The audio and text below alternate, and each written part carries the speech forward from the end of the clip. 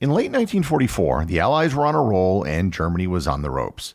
Some Allies, considering how fast they were advancing through Europe, thought that the war might be over by Christmas.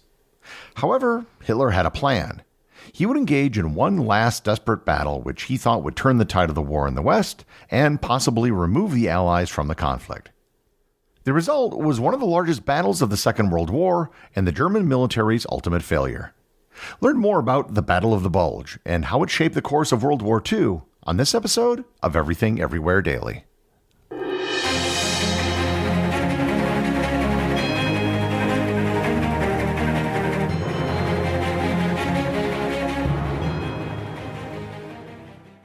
This episode is sponsored by NerdWallet.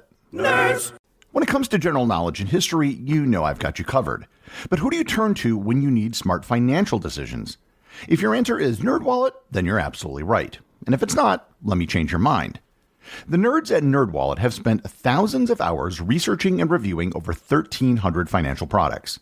And they have the tools you need to make smarter financial decisions. Looking for a credit card?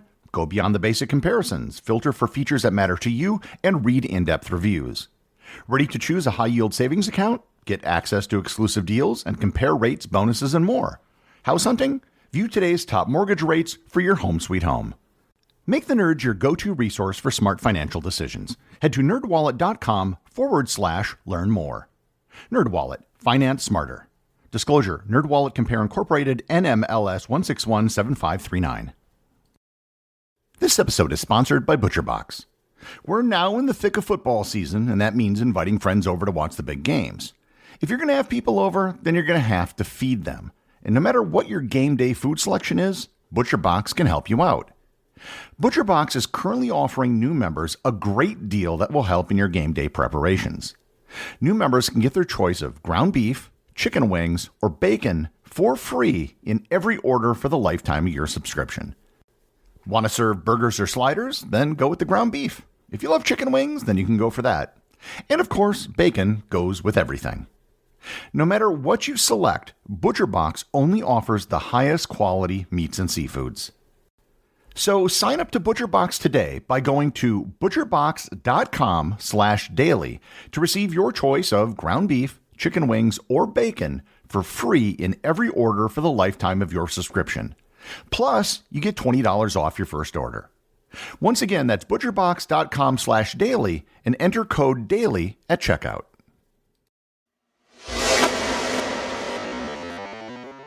After the invasion of Normandy in June of 1944, the Allies were on a roll in the European Western Front.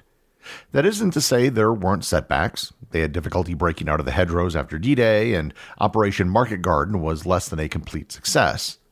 Nonetheless, within a matter of months, they liberated most of France, Belgium, and the Netherlands. The speed at which the Allies advanced surprised everyone, including the Allies themselves. It eventually caused a problem with logistics. They had destroyed the railways in France to stop the Germans, and now they couldn't use them when they needed them. To support the advancing troops, the Allies needed a deep-water port that could move the large amounts of equipment needed. And at that point, the only such port that the Allies had liberated was Cherbourg, France. The problem with Cherbourg was that the Germans had mined and sabotaged the port, so it wasn't at full capacity. And it was also south of the landing sites in Normandy, the opposite direction from where the troops were moving. The problem was solved when Antwerp, one of the largest ports in Europe, was taken in early September. Even though they controlled the port of Antwerp, it wasn't until November 28 that they were able to clear the Scheldt River of mines and Germans. With the opening of the port of Antwerp, the Allies now had a way to quickly get supplies to the front lines, which were closer to the German border. The Germans in late 1944 were on the proverbial ropes. They had been pushed back in the west and were still losing ground in the east. To stop the bleeding, Hitler devised a plan that he thought would turn the tide of the war on the Western Front. He proposed a massive counterattack that would push the Allies back and split their forces in two. The objective of the offensive would be to retake the port of Antwerp, deny it to the Allies, and prevent them from bringing more troops and equipment into Europe. The original plan that Hitler outlined had the Germans in Antwerp in just 3 days. There's also speculation that Hitler wanted a successful counterattack so he could come to terms with the Allies to avoid an unconditional surrender, and hopefully then put all of his resources into the Eastern Front against the Soviets. The Germans chose the Ardennes region for their attack because of its dense forests and rough terrain, believing that the Allies would not expect a major attack there. The name of the German operation was Wacht am Rhein, or Watch on the Rhine. And the Germans were right. The Ardennes was weakly defended precisely because nobody thought that it would be the location for an attack. Eisenhower had placed American forces there who were either brand new or were resting from battle. One of the Germans' weaknesses was that the Luftwaffe had lost control of the skies and the Allies had air supremacy over the Western Front. But there was one thing the Germans had going for them. Because they no longer had to defend the entire Western Front because they lost it, they were able to concentrate all of their remaining forces into this one attack. The German assault began on the morning of December 16, 1944, under the cover of heavy fog, which grounded Allied air support. One tactic the Germans used was infiltrating enemy lines with troops who spoke fluent English and wore American uniforms. They also changed road signs and did what they could to spread disinformation. Under the Hague Convention, soldiers found posing as enemy soldiers were treated as spies and not enemy combatants. As such, they were subject to trial and execution, not imprisonment. The Americans were taken by surprise, and in the initial hours of the attack, there was complete chaos. British codebreakers had actually intercepted German communications, which referred to moving troops from the Eastern Front to the west. However, Allied leaders ignored the intelligence. One of the reasons why they ignored the intelligence about gathering German forces is because the Allied generals had also gotten reports that German forces were weak and resting just on the other side of the Ardennes forests. In the initial invasion, the Germans had approximately 250,000 troops plus 5 Panzer divisions, up against about 80,000 Americans. By the end of the battle, the Germans would have used 410,000 troops, 1,400 tanks, 2,600 artillery, and over 1,000 aircraft. On December 17th, the second day of the invasion, the Germans captured 84 American prisoners of war in the Belgian city of Malmedy and then executed all of them. Word of the Malmedy massacre quickly spread and stiffened American resistance to the Germans. Over the next several days, German advances continued, which caused a bulge in the Allies' front lines. The bulge in the map gave the battle its name. By the 20th of December, the Germans had advanced far enough to encircle the town of Bastogne, which the American 101st Airborne occupied. Conditions for the 101st were not good. They were surrounded, running low on food and ammunition, and it was cold and snowing. On the 22nd, German General Heinrich von Leutwitz sent a request to American Brigadier General Anthony McCulloch for an honorable surrender. McCulloch replied to the Germans in one of the most famous one-word replies in history.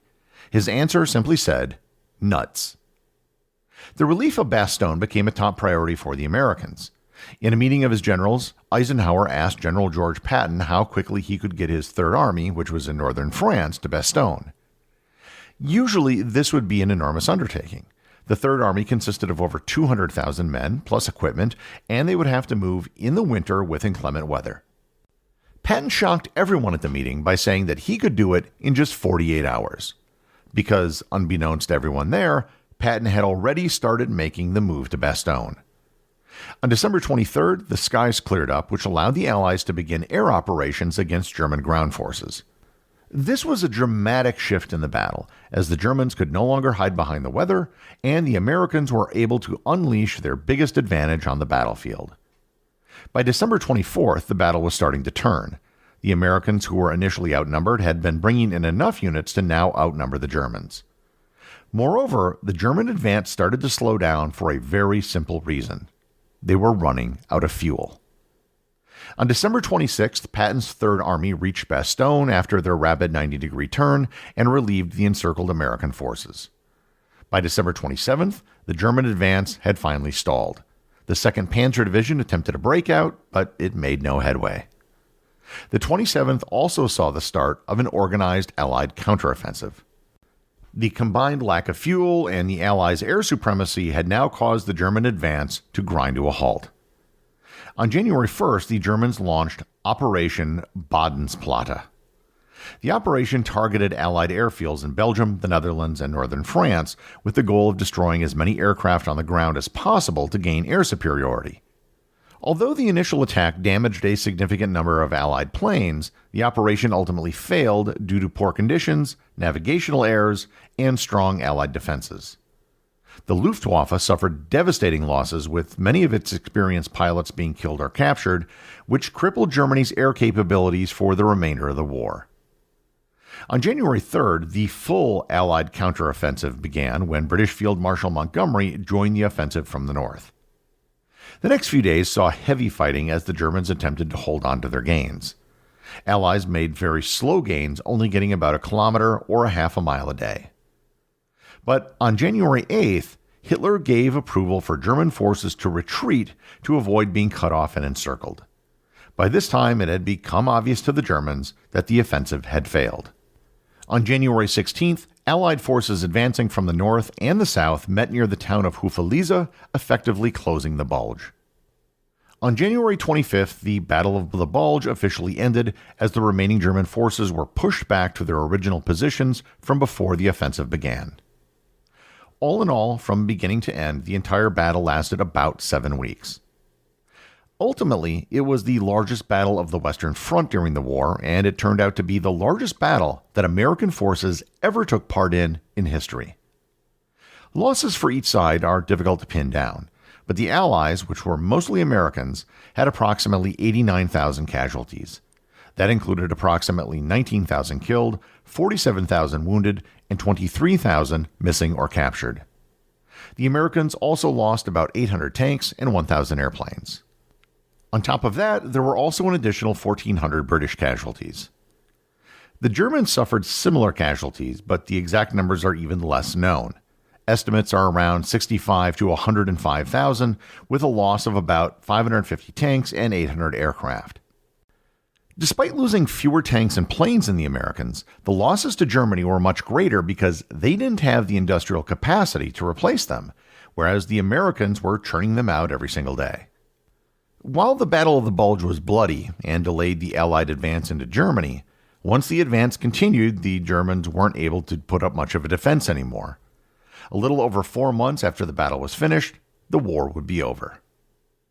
I want to close this episode by talking about something related to the battle that I otherwise probably wouldn't get a chance to talk about, and this seems like a good opportunity. In 1965, a big-budget motion picture was released called The Battle of the Bulge. It had an all-star cast including Henry Fonda, Robert Shaw, and Telly Savalas. Had it just been a run-of-the-mill World War II movie, I don't think anybody really would have cared. However, as the movie was about the Battle of the Bulge, it was one of the least historically accurate movies ever made. I watched it a few weeks ago just to see what the fuss was about, and having visited the Ardennes Forest and Bastogne, it was pretty bad. For starters, it was shot in the open plains north of Madrid, where there were no trees. It wasn't shot in a forest where much of the fighting was actually taking place. Also, there was hardly any snow on the ground, even though the actual battle took place in heavy snow. The wrong tanks and airplanes were used in the movie, and Patton's rescue of Bastogne was totally absent.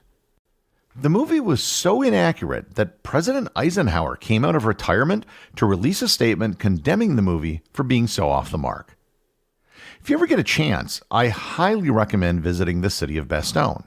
It has one of the best World War II museums in Europe, and there is also one of the best collections of World War II vehicles in the world. In the area within about a mile of the museum, I was able to see original foxholes that were dug by soldiers during the battle.